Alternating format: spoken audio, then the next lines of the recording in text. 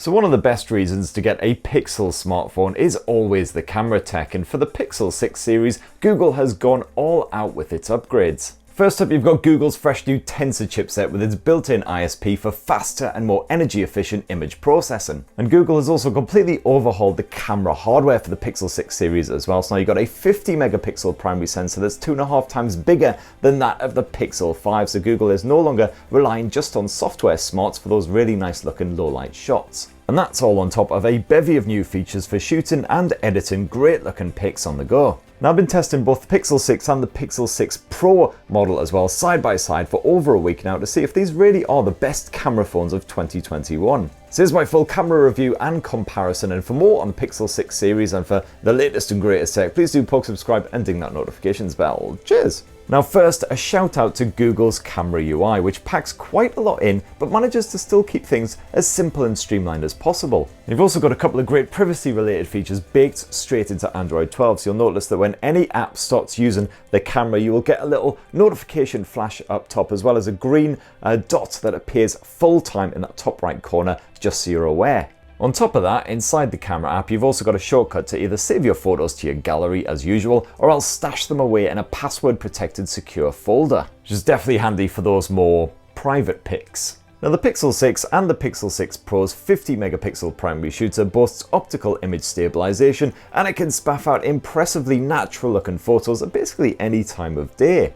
Google has spent a lot of time making sure that those Pixel phones can capture accurate colours and skin tones in any kind of light, rather than boosting them to make scenes look artificially vibrant. So yeah, my pasty mug looks just as colourless in our test shots as it does in real life. The Pixel 6 phones do occasionally struggle with close-ups as the depth of field seems quite narrow, so you are best shooting at a bit of a distance from your subject. Although that depth of field effect does at least help your subject to really stand out even without swapping to the portrait mode, which does zoom in hard but still produces fantastic photos even if it struggles with more manic hair. Kids and pets usually come out well with minimal motion blur even when they won't really well keep still, unless the lighting is a bit more ambient. The night sight feature now automatically activates whenever the lighting is a bit crap, but you can turn off that setting if you want to. Personally though, I just left it on because it makes a proper impact. My test photos here are stunningly close to what I saw with my own peepers, including those colours. High contrast shots are also effectively captured, although the detail levels aren't as strong as some of the competition out there like those Galaxy S21 blowers. Now one of the fresh new camera features that Google has chucked into the Pixel 6 series of smartphones is the motion mode, although I've got to say this definitely feels like a total gimmick and I'm not really sure how many people will actually bother with it. Action Pan adds an aesthetic blur to the background for moving subjects while keeping them mostly sharp, although if your subject is running by other humans they'll have the same effect applied to them more often than not, sometimes with decidedly freaky consequences. You've also got a long exposure mode chucked in there as well, which is handy if you want to take a snap of a waterfall or cars moving at night, that sort of shenanigans. And at any point you can quickly switch to the Pixel 6 or Pixel 6 Pro's 12 megapixel ultra wide angle lens if you need to fit more into frame, and the good news is that this shooter can still produce natural looking pics for the majority of situations, with reduced edge distortion compared with many rivals. Only when I was indoors did I notice that colours appeared a little bit warmer. Now on the standard Pixel 6 phone, you don't have a dedicated telephoto shooter, but you can still jump to 2x digital zoom with a quick tap, and by pinching in you can boost that all the way up to 7x digital zoom. At the 2x zoom level, your pics will still look clean and sharp, but anything over that ends up being rather fuzzy and a bit pants. However, in its first major deviation, the Pixel 6 Pro serves up a proper Billy Big Bollocks 48 megapixel telephoto shooter with 4x optical zoom, so if you want to snap away from afar, this is a huge improvement.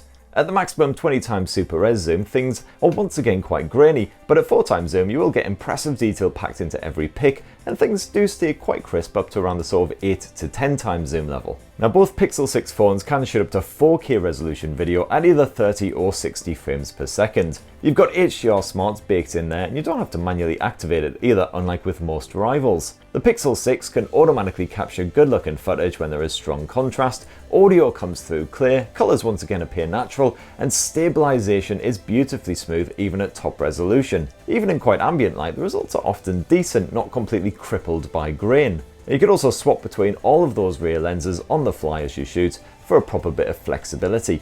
The standard Pixel 6 sports an 8 megapixel selfie cam, and this does a perfectly decent job as long as the conditions are alright. Low light snaps can look rather grainy when viewed back on a big screen though, while tones aren't quite as accurately captured, and any motion often causes blurry pics. But if the lighting is respectable, things look much brighter and sharper.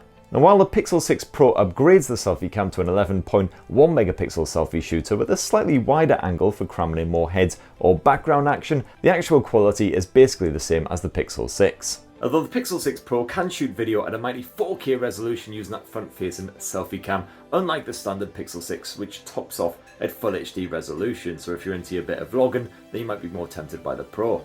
Now if you want to edit your pics on the fly to share online or whatever, then one of the other fresh new features that Google has chucked into the Pixel 6 series of smartphones is the Magic Eraser tool, and it's pretty frickin' wonderful. This clever wee feature can automatically identify any stragglers bombing your shot and then get rid of them in a jiffy. And with quite remarkable results as well, certainly a lot better than similar features I've seen on other smartphones, although it can't work miracles. If you do have someone right there imposing in your shot, then the background's going to look a bit janky. You'll have things like shadows and stuff still to contend with. You've also got full manual control as well, so you can poke any stuff that doesn't please you and poof, off it buggers. So alright, there's my full thoughts on the Pixel 6 and Pixel 6 Pro camera tech after testing them for just over a week now. And as you can see, the main advantage of that Pro is that telephoto shooter. If you're not too bothered about that, you'll be perfectly happy with the standard Pixel 6, which can spaff out great looking photos in pretty much any conditions. The selfie shooters aren't quite as impressive, sadly, so if you're a selfie aficionado, you might want to look elsewhere, but they're absolutely fine for your simple everyday shareable shots. So are you tempted by the Pixel 6 or the Pixel 6 Pro? My full Pixel 6 review is live right now. I'm going to be dropping a Pixel 6 versus Pixel 6 Pro full phone comparison tomorrow as well, so stay tuned for that. And for more of the latest and greatest tech, please do subscribe and ding that notifications bell. Cheers everyone, love you.